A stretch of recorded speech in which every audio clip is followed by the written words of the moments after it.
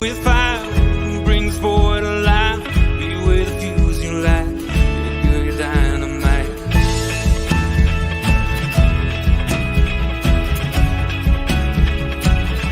You made my day when you walked into town beside me, whispered with your eyes, let's go.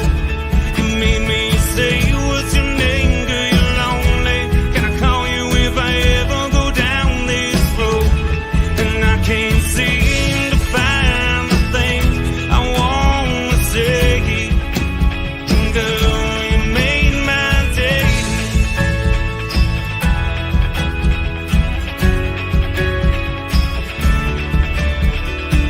Back on nowhere to go. Crank up the radio. No talking all night long. I'm writing you a song. You got the pedal down. Can't help but laugh out loud.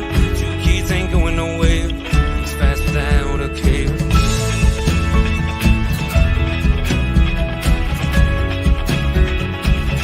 You made my day when you walked and sat down beside me, whispered with your eyes, let's go.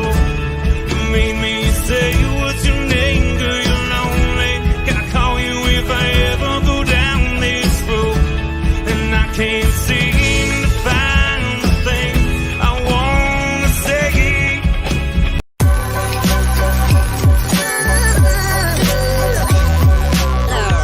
The following is a presentation of the Belly Up Sports Media Network.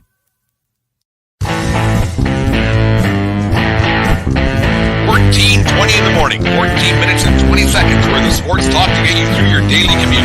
Hot takes, recaps, best bets, and a little humor to get your day going in the right direction. Sit back, grab your coffee, and let's get into it. All right, 14:20 in the morning for this April the 19th, 2023. Today's show, as always, I'm on YouTube Live, Facebook Live, and everywhere else. It's live all over the place. Is brought to you by Caldera Lab and calderalab.com. Use promo code 1420LAB for your men's skincare products and keep that youthful exuberance in your face today with Caldera Lab. Great product. I've been using it for the better part of 2 weeks now, and I can already sense the softness in my skin. Actually, I got a comment from Deanne about that yesterday, how much softer my skin is in the last couple of weeks. So make sure you go to Caldera Lab and get that skincare product. It's something I can set behind. Anyways, thank you for making us a part of your morning each and every morning here on Facebook Live and on YouTube Live, and follow us wherever you listen to your podcast. Anyways, Overreaction Wednesday, we'll call it, right across the National Hockey League, more so maybe in Leafs Nation in Toronto, right across the country, in Canada, United States for Leafs fans, but hockey fans everywhere. She's Overreaction Wednesday, no matter if your team won or lost, when everybody's kind of on one side of the fence or the other, if they're happy or sad and they're thinking they're going to be a sweep or they're going to get swept, what's right, what's wrong with your team, and people tend to freak out. We'll get the Leafs Nation right off the bat. That game last night, that was something to behold. It was 1-0 early, 3-0 after the first, I think it was.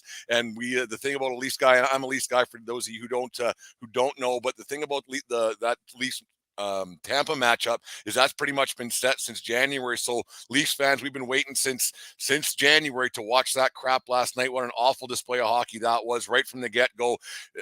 Ilya Samsonov showed why the Washington Capitals said, yeah, you know what, we're good. We're good. We don't need you on our team. You've shown in the past you don't have much playoff success over the years, so we're not even going to give you a qualifying offer. So in swoops the Toronto Maple Leafs and picks up a guy who finds a vulcanized rubber allergy around April 15th every year, and it kind of happened again last night. He was better for you hate to blame a goaltender over and over, but he wasn't very good last night, and you got to get saves in the playoffs. You got to give your team a chance to win. And there's an old thing, you don't want to give one up in the first 5 minutes of a period, and Samsonov did that last night. It wasn't his fault. Well, it's always the goalie's fault when it comes down to it, but it was bad. It was an awful display of hockey to a man by the Leafs. Yeah, they got a couple power play goals later on. They did make it close, 3-2.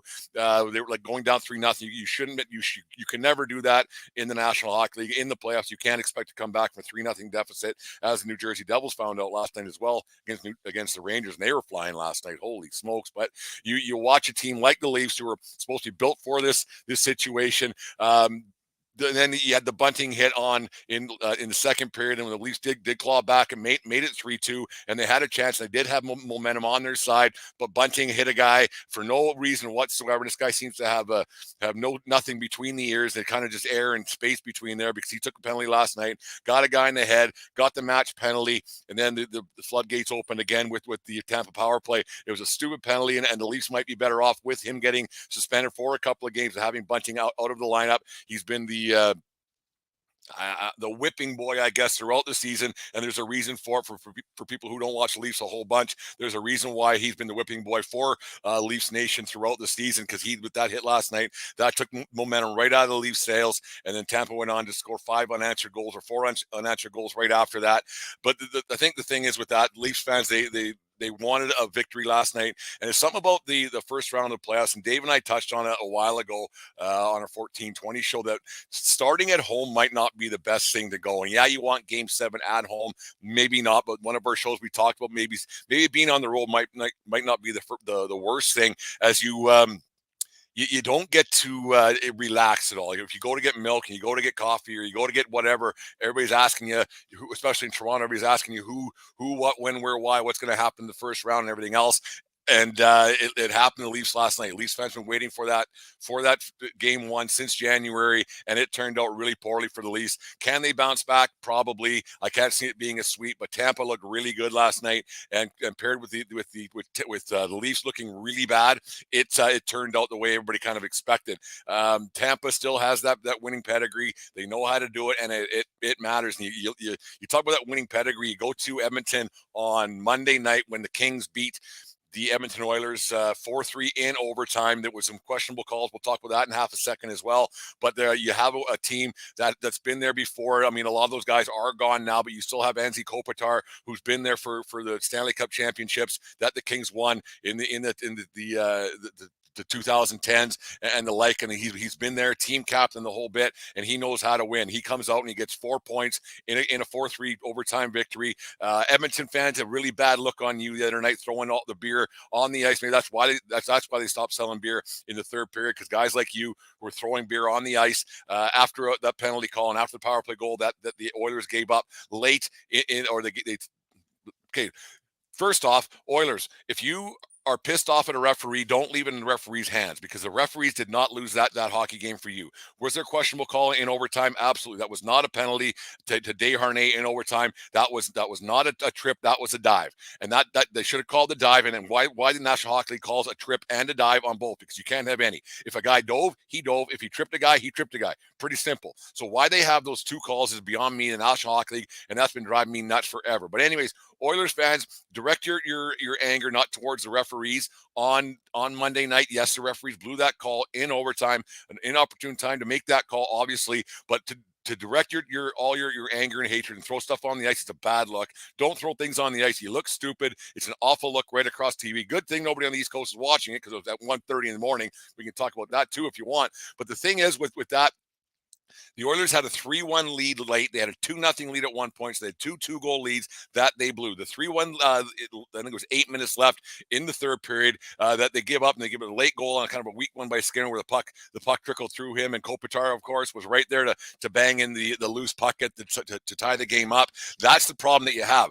Giving up the 2-goal lead is a bigger problem than a referee. If you are leaving the game in an official's hands, you're probably going to lose that game anyways. Don't ever blame it on an official unless it's something at an inopportune time. But like that, you cannot blame a referee on that one. Blame Connor McDavid, who had 0 points one of the first times in his this season, really.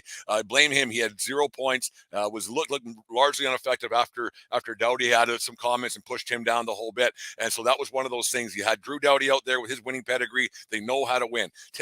The LA Kings are nobody to sleep on. I thought that series would go 7 to be one of the best series in the playoffs, but that's one that I thought that was going to be a very good series. And the Kings didn't stop, and they kept rolling and ended with the victory in that one. Another thing you watched the first game with that Minnesota. How come someone says Minnesota? They sound like they're from Minnesota. It's one of those accents nobody even knows what it is. But anyways, the game went the Minnesota Wild Dallas Stars game.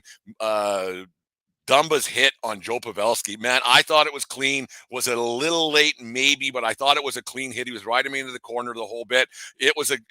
Pavelski shouldn't be playing. They said he was day to day, maybe go game 2, game 3. But man, when you're on Queasy Street like that, it's probably time to hang him up for the rest of the season, or at least the rest of this round, and see where it goes. But that was something else to see, and he got leveled, and it wasn't pretty at all for Mr.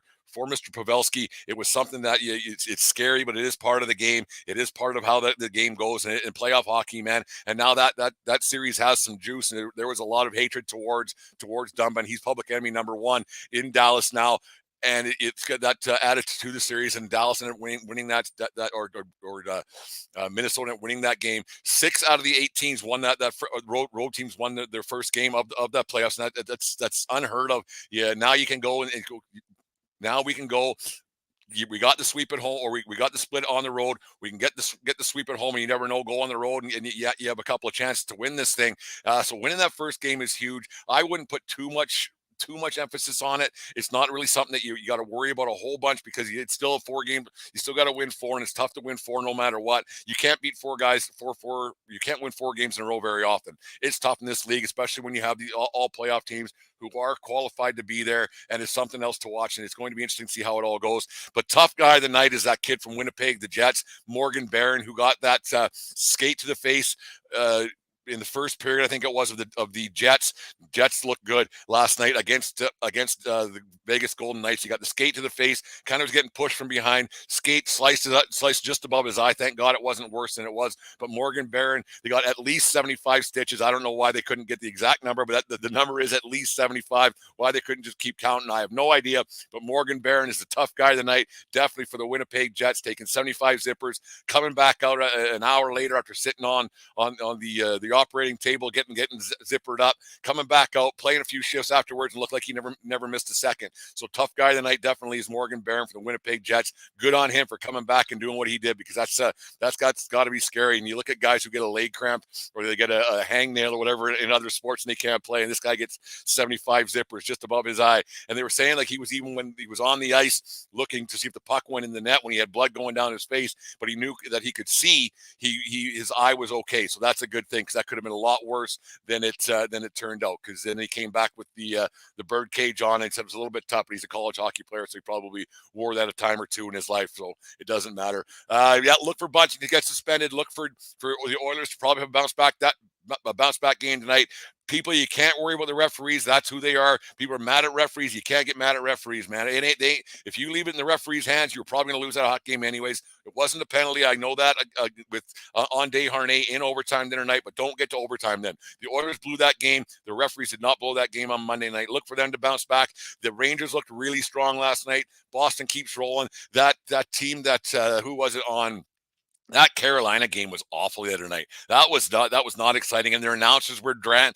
It was just a terrible hockey game with the Florida Panthers. It was not exciting. I don't know why I would put myself through that to watch that thing, but this time of year you kind of got to watch all the games when they're on all at once and everything else. But it's fun. It's great this time of year to be a hockey fan and a baseball fan and everything else. Yankees lost last night. They got to change that lineup. We'll talk about that on Friday on our Yankee wind-up week in review thing. But anyways, it was a great first week of hockey. There's no getting our first couple nights in the NHL playoffs. Fun to watch. Look for the Leafs to maybe bounce back tomorrow night, but man, oh man, they got to find a goaltender this offseason.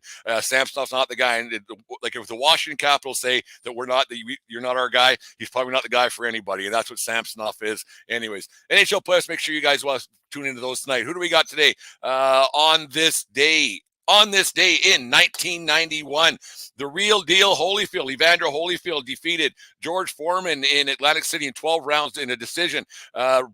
To retain the heavyweight championship of the world, Holyfield went into the fight with a record of 25-0, 21 by knockout. Foreman was 69-2 with 65 KOs.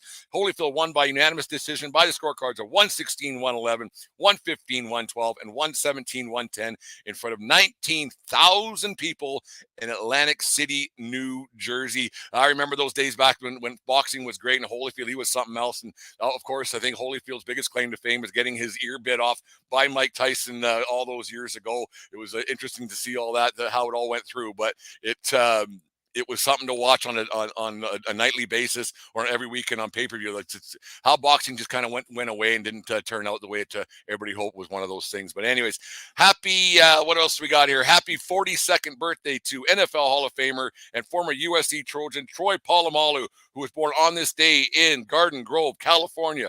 First round pick in 2003, 16th overall to the Pittsburgh Steelers, where he spent his entire career, winning 2 Super Bowls, 8-time Pro Bowler, is in the Steelers Hall of Honor and part of the 2000s All-Defensive Team, and one of the greatest head of hair in all of professional sports. We'll get back to this in a second. My good esteemed client and friend, James Shaky McPhail.